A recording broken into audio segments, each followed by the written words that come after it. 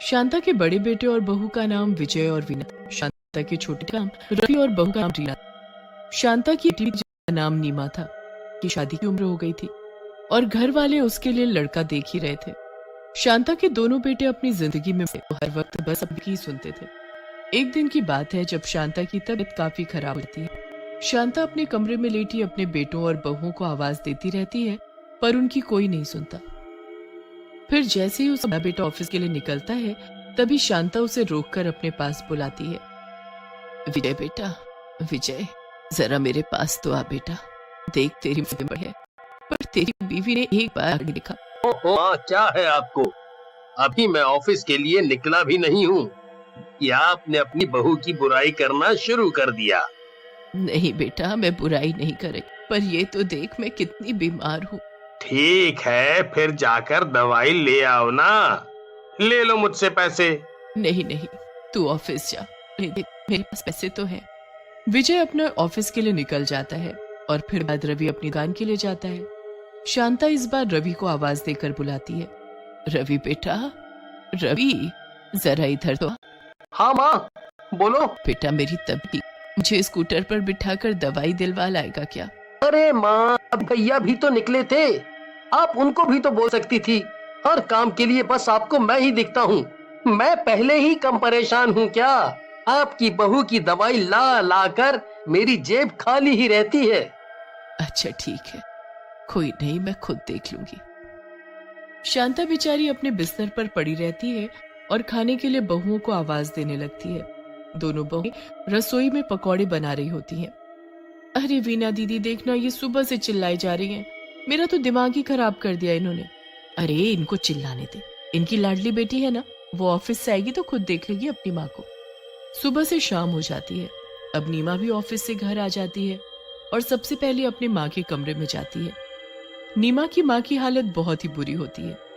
नीमा उनकी ये हालत देख घबरा जाती है और उसी वक्त उनको स्कूटी पर बिठाकर डॉक्टर के पास लेकर जाती है। डॉक्टर नीमा को कुछ टेस्ट करवाने को कहता है। रिपोर्ट आने पर पता चलता है कि उसकी माँ को कोई दिल की बीमारी है और वो ज्यादा दिन जी नहीं पाएगी। नीमा को जैसे ही ये बात पता चलती है, वो खूब रोती है। हे भगवान, तूने ये मेरे साथ क्या किया? इस दुनिया में बस वही तो मेरी अपनी है और उनको भी तू मुझसे छीन रहा है। नीमा घर जाकर सबको ये बात बताती है। अपनी माँ के मरने के दुख से ज्यादा सबको जायदाद हिस्से की चिंता हो जाती है। दोनों भाई और बहुएं हिस्से के लिए आ जाते हैं। शांता को ये सब देख बड़ी तकलीफ होती है, पर वो कर भी तो क्या सकती थी। दोनों भाई और बहुएं उसके सामने चूहे बिल्ली की तरह मकान और जेवर के लिए लड़ रहे थे। उनको देख शांता की तबीयत और बिगड़ जाती है। नीमा चिल्लाती रह जाती है, पर उसकी कोई नहीं सुनता और शांता अपना दम तोड़ देती है। नीमा फूट फूट कर रोने लगती है। उसका तो जैसे सब कुछ खत्म हो चुका होता है। अगले दिन उसकी माँ का अंतिम संस्कार होता है। दोनों भाई ये सोचकर बैठे होते हैं कि अब उनको आधा आधा हिस्सा मिल जाएगा। 2-4 दिन ऐसे ही निकल जाते हैं। उसके बाद एक रात शांता के कमरे से खांसने की आवाज आती है। खांसने की आवाज सुनकर रवि उस कमरे में झांकता है तो उसके होश ही उड़ जाते हैं। उसकी माँ के बिस्तर पर एक चुड़ैल बैठी होती है। आजा बेटा, आजा, मुझे दवाई दिला ला। भैया, चुड़ैल! माँ के कमरे में चुड़ैल है। रवि सबको इकट्ठा करके उस कमरे में चुड़ैल को दिखाने लाता है, पर वहां तो कोई भी नहीं होता। कोई रवि की बात पर यकीन नहीं करता। फिर अगले दिन दोनों भाई बैठकर हिस्से की बात करने लगते हैं और नीमा से घर के कागजों और गहनों के बारे में पूछते हैं। मुझे नहीं पता माँ ने घर के कागज और गहने कहाँ रखे हैं। उन्होंने मुझे कभी भी इसके बारे में नहीं बताया। हैं? ऐसा कैसे हो सकता है कि तुम्हें भी बारे में नहीं पता? बस फिर क्या था, पूरा घर माँ के गहने और घर के कागज ढूंढने में लग जाता है। पूरे घर को ढूंढने के बाद अब बारी आती है माँ के कमरे की। सब लोग माँ के कमरे की एक जगह छान मारते हैं, पर कागज और गहने कहीं भी नहीं मिलते। सब थक हार कर अपने कमरे में जाकर सो जाते हैं। अब आधी रात को फिर से माँ के कमरे से हंसने की आवाज आती है।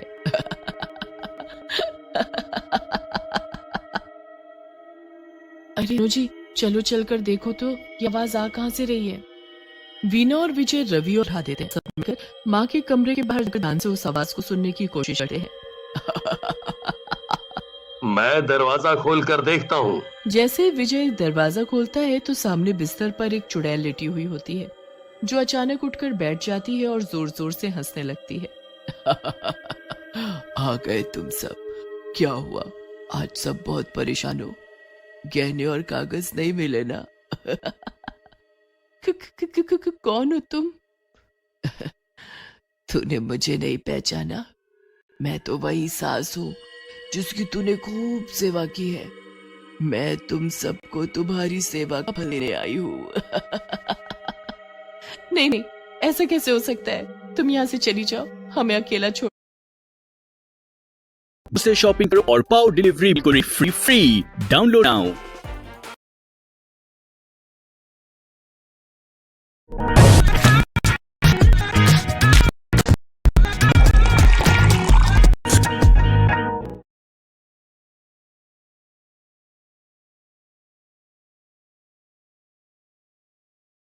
छोड़ दो। चली गई तो कैसे पता? चुड़ैल सास के पास पहुंची और उसके सामने खीर रख दी। दोनों बहुओं के हाथ की खीर मजे से खाकर उनकी मरी हुई सास उबासी लेते हुए बोली, मजा आ गया। अगर ऐसी खीर मुझे मरने से पहले खिलाई होती तो आज कागज और गहने तुम्हारे पास होते। खैर चलो, अब मेरे पैर दबाओ, फिर मैं बताऊंगी कि कागज और गहने कहाँ हैं। इसके बाद फिर रवि और विजय दोनों अपनी मरी हुई माँ के पैर दबाने लगते हैं। जीते जी तो नहीं, पर चलो मरने के बाद ही सही। तुमने मेरी कुछ सेवा तो की, बहुत आनंद आ रहा है। ऐसा लग रहा है बस सो जाऊं। माँ, पर वो कागज और गहने कहाँ हैं? वो तो बता दो, फिर सो जाना। अभी मुझे नींद में कुछ याद नहीं आ रहा। जब मैं सोकर उठूंगी तब बताऊंगी। और हाँ, जब मैं सोकर उठूं तो 4 बजे मेरे नहाने का गर्म पानी मुझे तैयार मिलना चाहिए, और नाश्ते में आलू के पराठे हरी चटनी के साथ। इतनी सुबह? कागज और गहने चाहिए कि नहीं? हाँ हाँ, चाहिए चाहिए, हम सब कर देंगे। आप चैन से सो जाओ। बस फिर दोनों भाई घंटों तक अपनी मरी हुई माँ के पैर दबाते रहते हैं और वो मजे से सो जाती है। उसके बाद सब 4 बजे उठकर बैठ जाते हैं। कोई पानी गर्म करता है तो कोई पराठे बनाता है तो कोई चटनी बनाता है। अब तो शांता का भूत अपने दोनों बेटे और बहुओं से दिन रात सेवा कराता। दोनों भाई अपने अपने तरीके से अपनी मरी हुई माँ को अपने हिस्से में लाने की कोशिश करते हैं और उसका बंटवारा करने में जी जान लगा देते हैं। जीते जी शांता को जो सुकून नहीं मिला होता वो उसे टेढ़ा बनकर मिल जाता है। ऐसे ही काम करवाते करवाते दोनों बेटे और बहुओं की हालत खराब हो जाती है। फिर एक दिन जब सब अपने अपने कमरे में थे, तब नीमा अपनी माँ के पास जाती है और बोलती है, आप ऐसा क्यों कर रही हैं माँ? आपने तो वो कागज और गहने मुझे दे रखे हैं, पर आपने मुझे ये सब दोनों भाइयों को देने को क्यों मना किया हुआ है? क्योंकि वो इस लायक नहीं है। मुझे जिंदगी भर इन्होंने जरा सा भी सुख नहीं दिया। इनकी बहुओं ने कभी मेरे लिए कुछ नहीं किया। अब जब लेने की बारी आई तो ये कैसे मेरे आगे पीछे नाच रहे हैं। पर अब क्या फायदा, अब तो मेरी जान जा चुकी है। मरने के बाद तुम कुछ भी करो, कोई फर्क नहीं पड़ता। जो करना है बच्चों को जीते जी करना चाहिए अपने माँ बाप के लिए, जैसे तूने किया, बिना किसी लालच के। इसलिए इसकी असली हकदार तू है। इनके हिस्से बस सजा होनी चाहिए और कुछ नहीं। सब लोग उनकी ये बातें सुन लेते हैं और गिड़गिड़ाते हुए अंदर आते हैं। वो अपने किए की माफी मांगते हैं, पर उनकी माँ उनको माफ करने के लिए राजी ही नहीं होती। उसके बाद नीमा को अपने भाई और भाभीओं पर बहुत ही तरस आ जाता है। वो अपनी माँ से उन सबको माफ करने को कहती है। नीमा से किसी का दुख देखा नहीं जाता।